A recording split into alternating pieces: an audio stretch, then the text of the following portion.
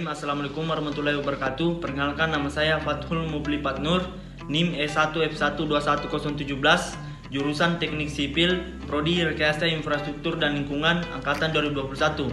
Di sini saya akan menjelaskan sedikit materi tentang manajemen infrastruktur, khususnya di bidang transportasi yang ada di Indonesia. Oke, lanjut. Di sini saya akan membacakan materi tentang pembangunan infrastruktur transportasi berkelanjutan di Indonesia.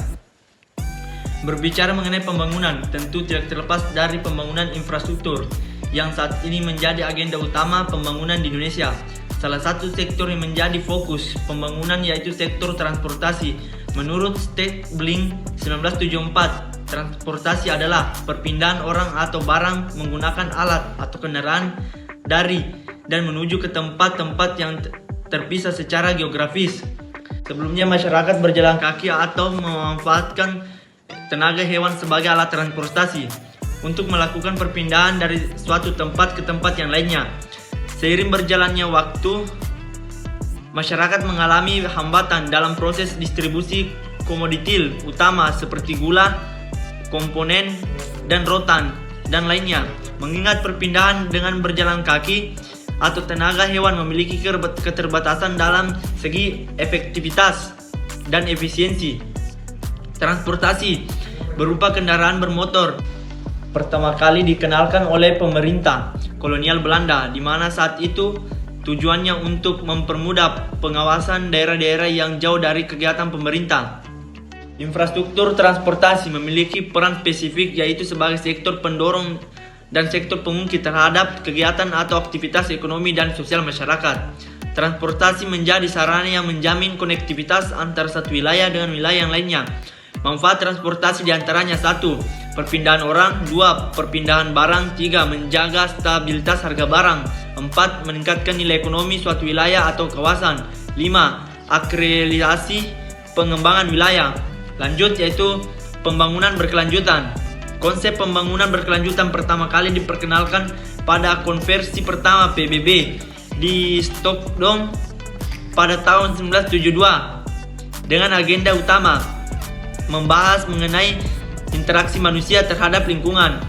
Dari hasil konversi dimaksud ditandatangani Deklarasi Stockholm yang memuat 26 prinsip mengenai lingkungan dan pengembangan yang berfokus pada upaya dalam menjaga ekosistem lingkungan yang berkelanjutan. Kemudian pada tahun 1983, World Commission on Environment and Development atau sering disebut dengan WCD menerbitkan laporan Brundtland yang mengangkat masalah lingkungan global yang kritis, terutama disebabkan oleh kemiskinan yang sangat besar, pola konsumsi dan produksi yang tidak berkelanjutan. Selain itu, laporan membahas mengenai strategi yang menyatukan pembangunan dan lingkungan yang digambarkan dengan istilah pembangunan berkelanjutan.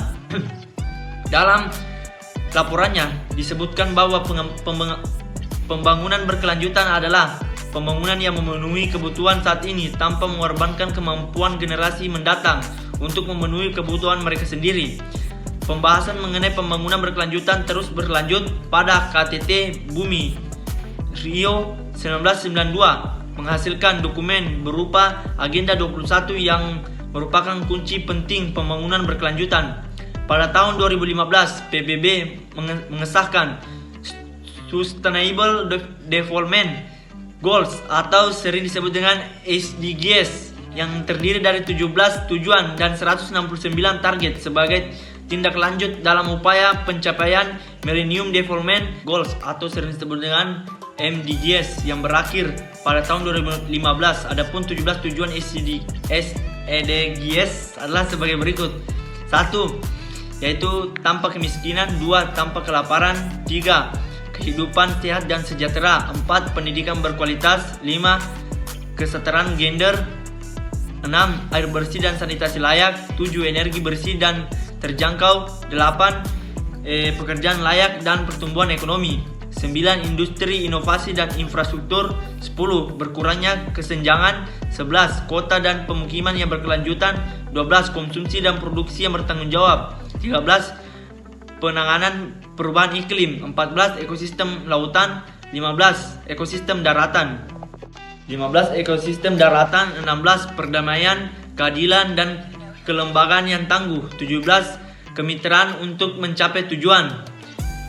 Sebagai bentuk komitmen Indonesia dalam implementasinya, konsep pembangunan berkelanjutan telah dimuat dalam amandemen keempat Undang-Undang Dasar 1945 pada pasal 34 ayat 4, yaitu berbunyi perekonomian nasional diselenggarakan berdasar atas demokrasi ekonomi dengan prinsip kebersamaan, efisiensi, berkeadilan, berkelanjutan, berwawasan lingkungan, kemandirian, serta dengan menjaga keseimbangan kemajuan dan kesehatan ekonomi nasional.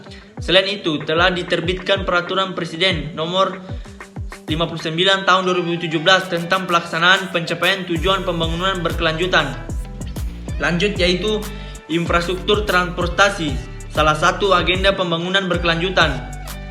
RPJMN 2020 sampai 2024 telah mengutamakan SDGs, di mana 17 tujuan pembangunan berkelanjutan telah menjadi bagian yang tidak terpisahkan dalam 7 agenda pembangunan Indonesia. Hal tersebut menjadi bukti nyata komitmen pemerintah Indonesia dalam mendukung pelaksanaan SDGs yang bertujuan mensejahterakan masyarakat di dunia, sebagaimana tertuang dalam RPJMN 2020 sampai 2024. Pembangunan infrastruktur menjadi salah satu dari 7 agenda pengembangan, yaitu memperkuat infrastruktur untuk mendukung pengembangan ekonomi dan pelayanan dasar. Hal ini tersebut sejalan dengan tujuan SDGs nomor 9, yaitu infrastruktur, industri, dan inovasi. Lanjut, yaitu pengembangan infrastruktur dan konektivitas yang berkualitas dan andal. Arahan kebijakan dan strategi tahun 2020 sampai 2024 adalah sebagai berikut.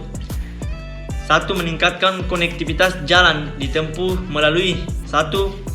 Pemenuhan kebutuhan pemeliharaan jalan termasuk pemeliharaan rutin jalan, serta 2. Pemenuhan kelengkapan jalan. 3. Peningkatan ketersediaan jaringan jalan yang mendukung pengembangan wilayah. 2. Meningkatkan konektivitas kereta api ditempuh melalui 1. Pengembangan KA Makassar Parepare dan KA kecepatan tinggi Pulau Jawa. 2. Pemeliharaan, perawatan, dan pengoperasian prasaran dan fasilitas perkeretaapian. 3. Meningkatkan konektivitas laut ditempuh melalui 1. Standarisasi kinerja yang ditetapkan oleh Kementerian Perhubungan pada sejumlah pelabuhan utama meliputi tingkat kedalaman pelabuhan, panjang dermaga, dan kinerja bongkar muat. 2. Membangun koordinasi kelembagaan antar operator pada 7 pelabuhan utama, yaitu Kuala Tanjung, Tanjung Priuk, Kijing, Tanjung Perak, Makassar, Newport, dan Bitung dan Sorong. Lanjut, 5. Meningkatkan konektivitas darat ditempuh dengan 1. Mengurangi praktik pembebanan berlebih di jalan atau road overloading melalui penyelenggaraan jembatan timbang yang terintegrasi dengan penyelenggaraan jalan atau skema KPBU AP. 2. Mendorong keterpaduan layanan transportasi antar moda dengan menyediakan angkutan bus yang terhubung dengan simpul-simpul transportasi serta kawasan strategis prawisata nasional atau KSPN. Lanjut, yaitu implementasi pembangunan berkelanjutan pada infrastruktur transportasi. Pemerintah selalu berupaya untuk melakukan pembangunan infrastruktur yang dengan berfokus pada pembangunan yang berkualitas, efektif, dan efisiensi, serta berkelanjutan. Dalam pelaksanaannya seringkali ditemukan kendala dalam penerapan konsep pembangunan berkelanjutan, khususnya pembangunan infrastruktur sektor transportasi. Berikut kendala yang kerap ditemukan. 1. Keterbatasan anggaran. Kebutuhan akan pembangunan infrastruktur khususnya sektor transportasi Indonesia sangat besar, sehingga anggaran yang dibutuhkan juga besar. Sebagaimana yang kita ketahui bersama bahwa terdapat keterbatasan fiskal negara berdasarkan rencana strategis atau Renstra Kementerian Perhubungan tahun 2020 sampai 2024. Kebutuhan anggaran untuk pembangunan infrastruktur transportasi nasional mencapai 711 triliun, sedangkan anggaran yang tersedia dalam anggaran pendapatan dan belanja negara atau APBN sebesar 340,16 triliun. Melihat kondisi tersebut, maka pemerintah perlu menentukan skala prioritas pembangunan infrastruktur transportasi nasional serta memanfaatkan pembiayaan kreatif non-APBN atau creative financing untuk dapat memenuhi kebutuhan pembangunan infrastruktur transportasi. Pembiayaan kreatif dimaksud dapat dilakukan melalui skema kerjasama pemerintah dan badan usaha atau KPBU serta kerjasama pemanfaatan KSP, peningkatan peran badan usaha milik negara atau BUMN, surat berharga syariah negara atau SBSN, dan investasi swasta. 2 yaitu komitmen stakeholders. Pembangunan infrastruktur melibatkan banyak pemangku kepentingan yang memiliki kewenangan dan kepentingan yang berbeda. Peran aktif pemangku kepentingan memiliki kontribusi yang besar dalam keberhasilan suatu proyek. Kurangnya komitmen pemangku kepentingan pada suatu proyek seringkali menjadi salah satu faktor penyebab terhambatnya pembangunan proyek yang mengakibatkan proyek tidak dapat berjalan sesuai dengan rencana, kerjasama dan timeline yang telah ditentukan hingga proyek terbengkalai dan tidak dapat dilanjutkan pembangunannya. 3 yaitu akses transportasi umum. Pada beberapa transportasi umum diperlukan akses untuk dapat menjangkau transportasi umum dimaksud. Akses yang sulit seringkali menjadi alasan masyarakat tidak menggunakan transportasi umum. Hal tersebut mengakibatkan masyarakat untuk mencapai alternatif transportasi lainnya, seperti kendaraan pribadi, baik kendaraan beroda 2 maupun beroda 4, yang dianggap lebih efisien dan efektif dibandingkan transportasi umum. Dalam perencanaan pembangunan infrastruktur transportasi umum perlu kiranya memperhatikan akses yang perlu ditempuh oleh masyarakat dalam menjangkau transportasi umum itu sendiri agar pembangunan infrastruktur dimaksud dapat dimanfaatkan dan digunakan secara maksimal dan tepat guna. Baik, lanjut, yaitu pembangunan infrastruktur transportasi yang berkualitas harus didukung oleh sumber daya manusia yang memiliki kompetensi yang baik dalam bidang transportasi. Demikian pernyataan Menteri Perhubungan Bidang Karya Sumadi pada saat memberikan arahan pada wisuda Sekolah Tinggi Manajemen Transportasi atau STMT Trisakti di Jakarta Convention Center GCC Selasa 2019. Pembekalan insan transportasi harus dengan suatu kompetensi yang baik dan mumpuni. Untuk itu saya apresiasi STMT Trisakti yang telah menyelenggarakan pendidikan yang berkaitan dengan sektor transportasi ini, ujarnya Menteri Perhubungan.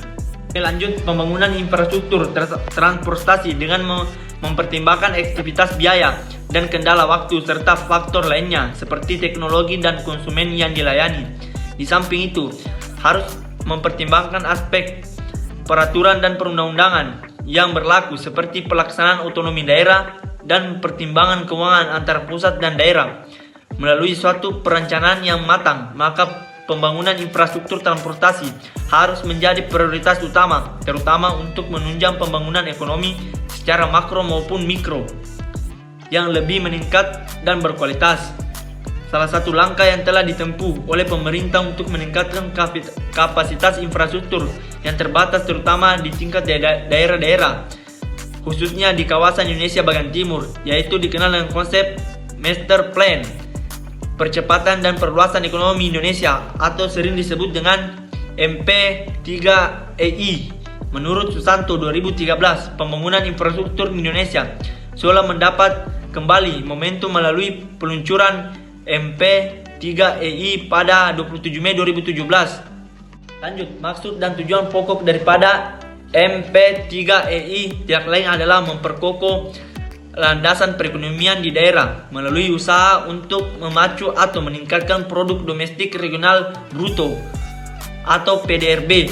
Dengan kata lain, keberhasilan pembangunan di daerah salah satu tolak ukurnya adalah tingkat capaian PDRB-nya. Peningkatan PDRB yang signifikan tentu berdampak langsung pada produk domestik bruto atau PDB. Sedangkan itu, Maka laju PDRB sangat ditentukan juga oleh pembangunan infrastruktur transportasi yang memadai dan handal di daerah. Baik, lanjut. Hal lainnya bahwa transportasi jalan merupakan syarat mutlak di dalam pengangkutan barang dan orang dari suatu tempat ke tempat tujuannya. Transportasi jalan yang tidak handal, maka moda transportasi di daratan sebagai jasa pengangkutan tidak mungkin dapat berlangsung dengan baik. Aksesibilitas jalan yang merupakan simpul atau jaringan jalan yang terdiri dari jalan nasional, jalan provinsi maupun jalan kota. Dengan demikian, moda transportasi yang ada sangat memudahkan mobilitas barang atau jasa dan orang yang akan berjalan dengan lancar apabila didukung dengan adanya transportasi jalan yang berkualitas. Argumen ini diperkuat oleh hasil penelitian yang menyatakan bahwa infrastruktur jalan yang memberikan pengaruh signifikan terhadap output perekonomian. Lanjut, terkait dengan peran infrastruktur transportasi, salah satu pengaruhnya adalah pertumbuhan PDRB. Salah satu cara untuk mengetahui perkembangan ekonomi secara regional atau PDRB berdasarkan harga berlaku atau nilai barang dan jasa dalam setiap tahun, maupun harga konstan atau nilai barang dan jasa atas dasar harga berlaku pada tahun tertentu sebagai tahun dasar. Dalam rentang waktu tertentu, biasanya 1 tahun, total PDRB setiap tahunnya diperoleh berdasarkan jumlah nilai tambah dan keseluruhan unit usaha yang diciptakan dalam satu daerah tertentu.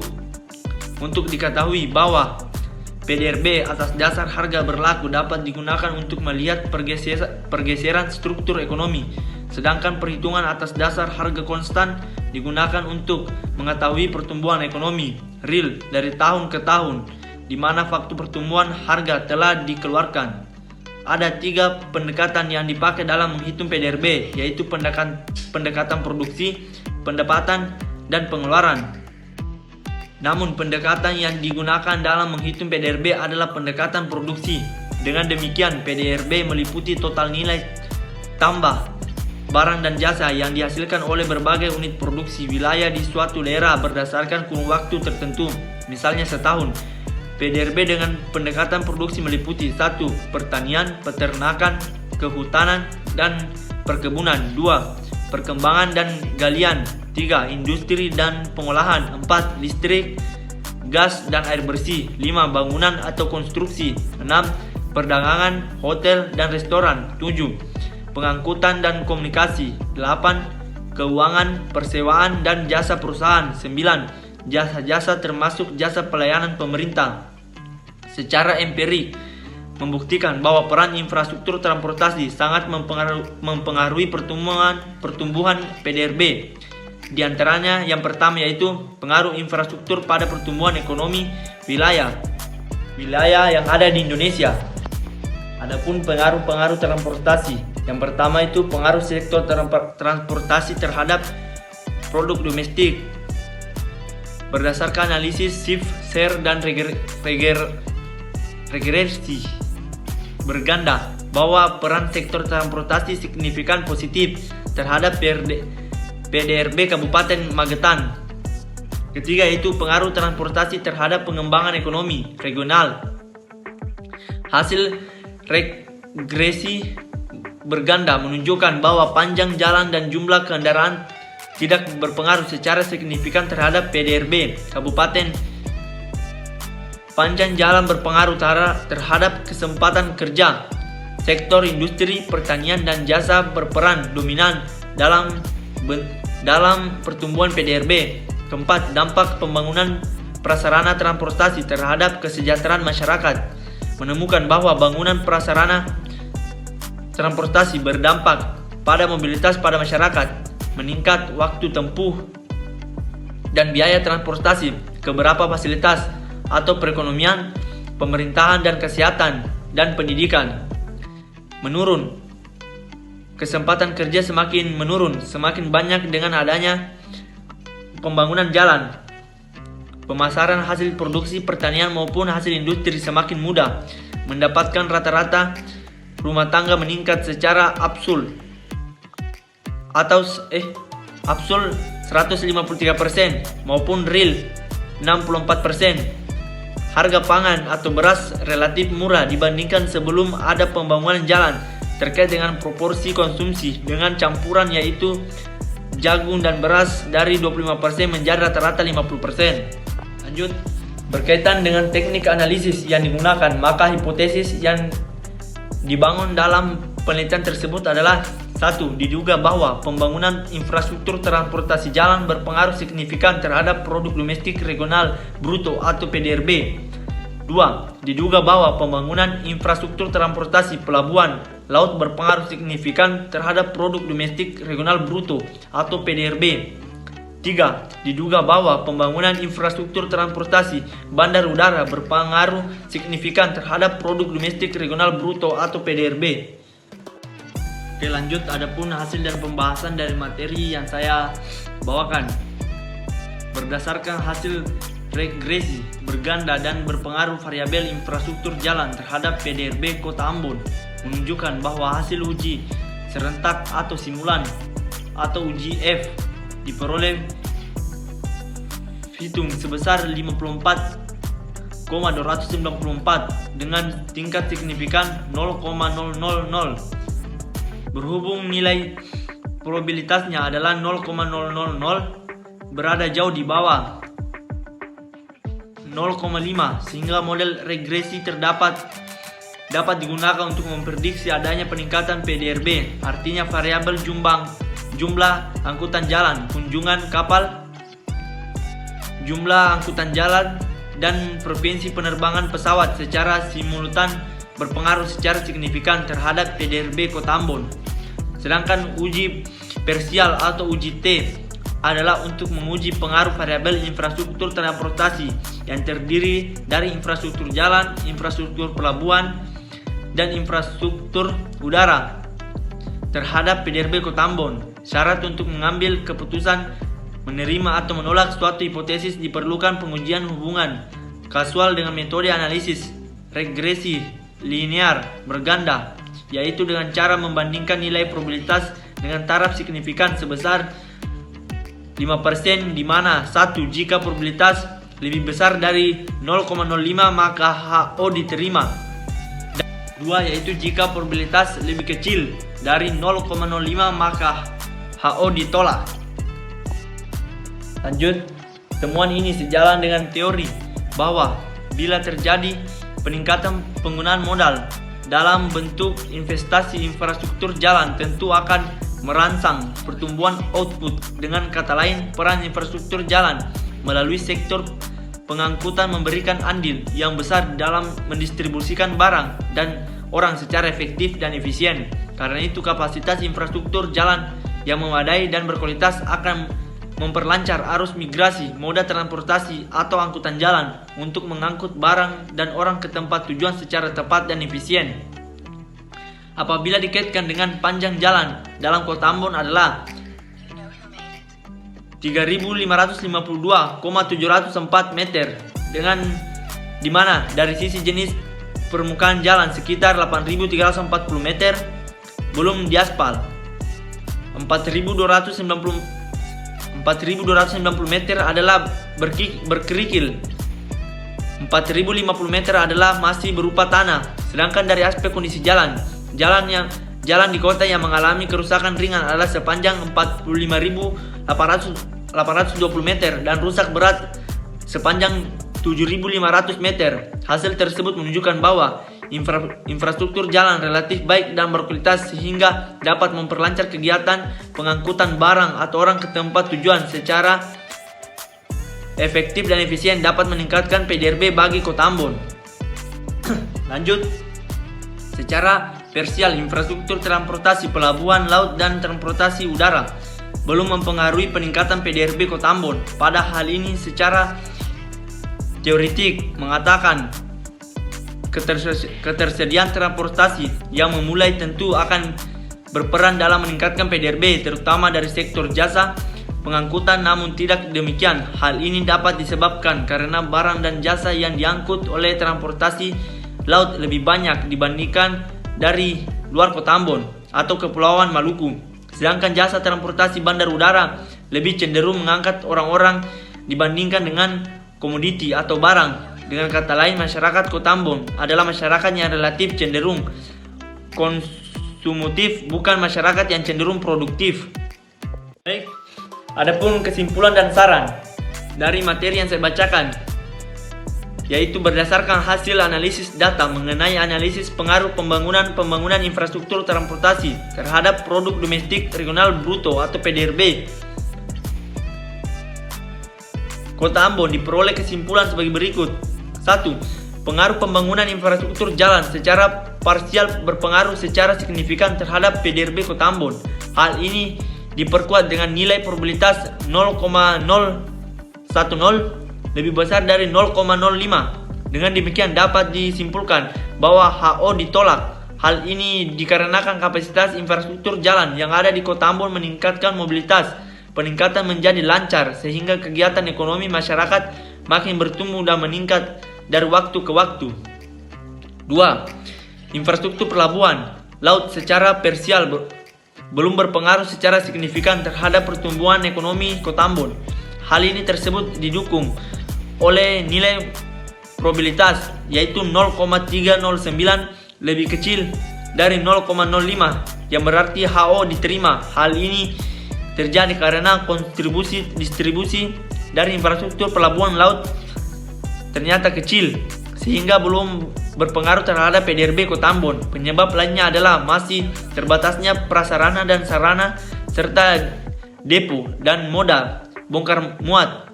Akhirnya waktu menunggu untuk berlabuh dan bongkar muat kapal menjadi lama sehingga frekuensi kedatangan kapal tidak maksimal atau tidak meningkat. Ketiga yaitu pengaruh infrastruktur bandar udara secara parsial belum berpengaruh terhadap PDRB Kota Ambon karena nilai mobilitas 0,093 lebih besar dari 0,05 berhubung nilai probabilitas jauh lebih besar daripada 0,05 maka HO diterima. Hal ini terjadi karena 1. Pendapatan dan distribusi pelayanan bandar udara ternyata kontribusinya kecil terhadap pembentukan PDRB Kota Ambon. 2. Fasilitas pendukung infrastruktur bandar udara masih terbatas sehingga sebelumnya pesawat belum bisa mendarat di malam hari dan ukuran pesawat yang besar belum bisa mendarat sehingga berpengaruh terhadap frekuensi penerbangan pesawat. Oke, lanjut. Berdasarkan hasil kesimpulan di atas, maka peneliti memberikan saran-saran sebagai berikut. 1.